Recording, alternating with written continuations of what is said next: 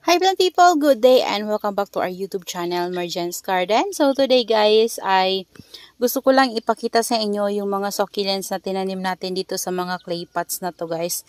Yung mga clay pots natin na mga cute, and ngayon guys ay hindi na sila masyadong colorful. So nag-fade na sila sa init. Yan, nawawala din pala guys yung ano nila, vibrant na color. Yan, yung tingkad ng color ng pots nila kapag nainitan na talaga sila. Ayan, ito si Crespi Beauty guys na tinanim ko dito. Ayan, ito yung Crespi Beauty na nabili ko before ng 2 heads. Tapos pinaghihiwalay ko. Yan, maliliit pa to dati guys. And ayan, medyo lumalaki naman na sila. So nilipat ko sila dito sa mga cute pots na to. Tapos ito, yung ating red velvet. So yung red velvet natin, nung niripat natin sila dito. Dahil nga, shaded sila dito guys banda sa area na to. So, before nakalagay yan sa white pot dun sa hanging planter natin, mapula talaga sila. Pero ngayon, hindi na. Ayan guys, so. Ano na yung, ano niya? Yung itsura niya. Parang nag-fade na yung color ng leaves niya. Pero, nag-green na siya, I mean. So, lumaki naman yung leaves niya, yung ano, yung pinaka-rosette niya. Ayan guys, so nag-focus na. Ayan, no? Hindi kasi nagfo-focus ng maayos yung camera natin. Pero ayan, no? Ayan, yan siya dati. Yan, lumalaki na siya ulit, guys. And tumatangkad yung, ano niya, yung katawan niya. Ayan, no? Dumadami yung leaves niya, guys. Yan, super compact sila kasi dito naman, kahit bright shaded sila, guys, sobrang init naman po talaga yung nare-receive nila. Ayan. Usog lang natin kasi maano sila kunin. Mahirap. Ayan. Ayan, ito yung dalawa. Ayan, oh. Ito lumalaki na rin. Ito din, oh. So, hindi nga lang mapula yung leaves nila. Pero ang ganda nito guys, nung nabili natin kay Sir Mark. And matagal din nagstay yung color nila na ganun. Nung niripat ko sila dito sa mga cute pot na to guys, yun, nagbago yung ano nila, itsura. Ayan, so ito naman, ito yung malaki ko na Crespi Beauty. So, ang nangyari dito guys ay napansin ko siya. So, tips din pala guys para sa ating mga nag-aalaga ng mga succulents. So, ito ay tested ko na talaga at experience ko na to dito sa atin sa nag-aalaga ng succulents. So, mayroon din nagtatanong sa atin nito kung ano daw ang ginagawa ko sa mga succulents na kulubot yung dahon kahit na dinidiligan sila guys. So, yan, maraming beses na rin po yan nangyari sa akin. So, nagtataka din ako before kung bakit ganun. And, napansin ko sa kanila guys, dahil nangyari ngayon sa atin ay inaprot ko yung ating succulents. And then, ang nangyayari pala sa kanya guys kapag ganun ay yung roots niya, yung pinaka-stem niya ay bulok na. Pero hindi po siya nagdidiretso mabulok hanggang sa top. So, parang pag nabulok yung roots niya, tapos nadadama yung stem, ang nangyayari sa kanya guys is nag-stop siya doon, tapos magkakaroon siya ng new roots. Kaya kung sisilipin nyo ganyan guys, sa ilalim niya, makikita nyo yan, may mga aerial roots, pero may mga itim-itim na roots, kasi patay na yung roots na yun. So yung aerial roots na yun guys, yun naman yung panibagong roots niya. And kapag inaprot nyo yun guys, makikita nyo guys na bulok na pala yung stem niya. So, ilang beses na rin yan sa akin nangyari. Nangyari na yan sa akin kay Compactum. Yan dito, ganun din guys.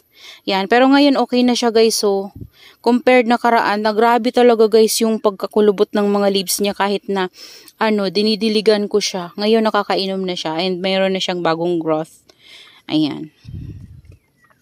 So, yun lang naman guys yung tips na maibibigay ko sa inyo guys. Kapag ganun yung na-experience nyo sa inyong mga succulents ay uproot nyo na po yun. Yan, uproot nyo, linisan nyo po siya. Tanggalin nyo yung mga dry roots, tapos i-cut nyo na rin guys. Tapos air dry nyo lang po. Yan, para mas safe, ginagawa ko na to ngayon. Lagyan nyo ng fungicide yung nagkatan nyo guys. Yan. Kasi na-experience ko sa ganun, kapag nilagyan ko siya guys ng fungicide, hindi na bubulok yung pinaka-roots niya. And siguro dahil sa na rin guys, sa panahon natin ngayon na mainit, talagang hindi nabubulok yung pinagkata natin. So, ayun, nadadry talaga siya guys. Pero parang mas maganda gamitin yung fungicide guys. Ayan. Tapos dito naman yung isa natin. Ayan o. Ayan. Ito yung pinakauna ko, si Situensis. Tapos ito naman si Heart Choice. Ayan. Ayan. Ang bagay siya dyan sa pot na yan guys. So. Yan, kaso lang talaga yung pot natin ay medyo nag-fade na yung color. Ayan, ito naman yung ating Kriegay. Ayan. Di ko alam kung tama yung pronunciation ko guys, Kriegay. Pero ang itsura nito guys ay para siyang si si Pink Pebbles. Yan, si Pink Pebbles nga lang guys ay yung leaves niya ay matataba. Kapag talaga matataba siya, so malalaki siya. So ito naman, mataba din siya, bilugan din siya, pero maliliit lang siya. Ayan o. Kahit yung stem niya guys, kamukha niya si Pink Pebbles. Akala ko nga nito guys before. Nung nakikita ko siya sa mga picture. Yan, sa mga post. Para siyang kamukha ni Gansu. Pero kapag nakita nyo pala siya guys sa personal, yung leaves niya pala ay bilugan. Para siyang si Pink Pebbles. Ayan. Okay naman siya guys. Nung dumating yan sa atin ay nagaano yung mga leaves niyan. Nagmamashi. Tapos, nung tinanim ko din naman siya guys agad. After nating ma-unbox, tinanim ko. Diyan mismo guys sa pot na yan. And then, ayun, nilagay ko lang siya sa shaded area. And okay naman siya guys. Nawala din naman. Hindi ko lang tinanggal yung nagmashi leaves sa kanya. So, ininuman niya yun. Ayan, ito yung isa natin. Ito, kakaripat ko lang nito dito. So, kailangan na nito ng water. Ayan, kasi iniinuman niya yung lower leaves niya. Super dry kasi nila guys. Ayan. Tapos ito niripat ko dito yung nakalimutan ko. Kay Sir Mark ko to guys nakuha. Succulent of the North. Ayan siya. Ang ganda nito Nakalimutan ko yung ID nito. Bagay siya sa pot niya. Ang cute. Maganda yung ganitong pot. Kasi guys, parang hindi naman siya ewan ko, parang may pagka-clay pot din tong pot na to Ayan ito yung isa natin na Crispy Beauty. Yun yung nito guys kadikitan. Ayan ayan. Lumalaki na sila. Tapos may nabuhay ako sa leaves na kinuha ko sa kanila dati guys. Yun, 3. Marami yun dati kaso lang namatay. Namatay yung iba. Ayan, kinain ng uod. Tapos ito naman si Lovely Bear to guys. So, nag-dry na yung dito niya na side. Kailangan na niya ng dilig. Kaya ang mga purple na yan ay furadan niya. Nagsaboy ako sa kanila guys ng furadan. Kasi mayroong langgam. Ayan. Hindi naman sila guys may langgam. Dito sa baba mayroong langgam. Ayan dito. Ang ganda nito guys si Dream Fantasy. Ayan. Ayan. Sana tuloy-tuloy na siya. Mabuhay sa atin guys. At sana lumago siya dyan sa pot na yan. Ang ganda niya. Bagay siya dyan guys. Ito si si Baby Necklace. Ayan. Akala ko hindi ko ito mabubuhay. Kasi dati guys marami akong mga ganito, namamatay sila. So ngayon siguro baka nagustuhan na nila yung ewan ko. Siguro ewan, baka time na talaga para mabuhay sila para sa akin. Ayan, hindi ko na guys kukunin ang sikip nung isa Ito si si Buddha's Temple. Ayan. Yung mga dyan naman guys, ayan ang ganda nitong ating si Major. Ayan, niripat ko yan siya dyan guys. Ganda niya Ayan, malash na siya ngayon guys. Yan. Yan yung succulent na dati hindi ko nabubuhay. Tapos yan, ni-request ko kay Ma'am Jen na ipadala niya sa akin guys ng potted. So, pinadala niya naman guys. And then, tinanim ko yun siya dyan guys ng buo. Yan, kinuha ko siya sa pot niya ng buo. Hindi ko na ginalaw yung dati niyang roots. So, dati niyang potting mix, talagang buo ko siya nakuha. Tapos nilagay ko siya dyan, nag-add lang ako ng potting mix natin na rice hull. Yun na siya guys. Tapos naglagay ako ng konting toppings na lava rock. Ayan na, malago siya guys. So, ang pagdilig ko sa kanya guys, ay kapag tuyo na siya, saka ko siya didiligan ulit. And, minsan naman, pag nagmimist ako, sinasama ko siya sa pag-spray. Yan, ini-sprayhan ko siya.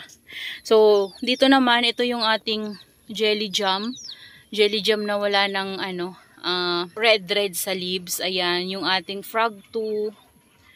Yan, ito talaga guys si pink spot. Yan, nagkaroon siya ng color dyan. Ayan, tas ito. Ayan, okay naman sila dyan guys, buhay naman. Ayan, yung ating bear's paw. Ayan. So, yan sila guys. Meron tayo ditong war club. Ayan, ito siya. Kasi ito propagation ko lang din yan guys. Galing dito Ito yung pinakapuno niyan. Ayan. So, yan siya galing. Ayan. Tapos, yung ating lovely rose dyan. So, dito banda, nandito yung isa natin na major. So, dito ko siya guys nilagay. Ayan siya. Dami niyang umuusbong na bagong mga babies. Ayan. So, bagay siya dito sa pot na to. Ayan, bagay siya dyan guys. So, kapag lumago yan, magiging hair na yan guys. So, ayan dito banda medyo nagtitrail na. So, hayaan ko lang siya. So, ayaw kasi nito guys yung lagi siyang nababasa. Kasi kapag lagi siyang nababasa, nagmamashi yung niya. Ito, mabilis mabulok yung stem niya tsaka yung leaves niya. And maliit din talaga guys yung niya, yung stem. So, dahil maliliit yung mga leaves niya, maliit yung stem niya. So, kapag ganun, mabilis siyang marat pala kapag lagi siyang nababasa. Ayan. So, yan lang naman guys, yung mga succulents na nasa clay pot natin dito. Ayan, yung mga ceramic pot natin na nabili. Nakaraan yan yung mga tanim sa kanila guys. Ayan sila. Yun, nag-fade nga lang yung color nila guys. Hindi na sila kasing ganda nung unang dating nila sa atin na matingkad talaga yung pagka-purple ng flower. Ayan, pero ngayon wala na. Hindi na masyadong makulay. So, that's all for today's video guys. And I hope you enjoy watching. And see you on my next vlog. Happy gardening everyone. Bye-bye.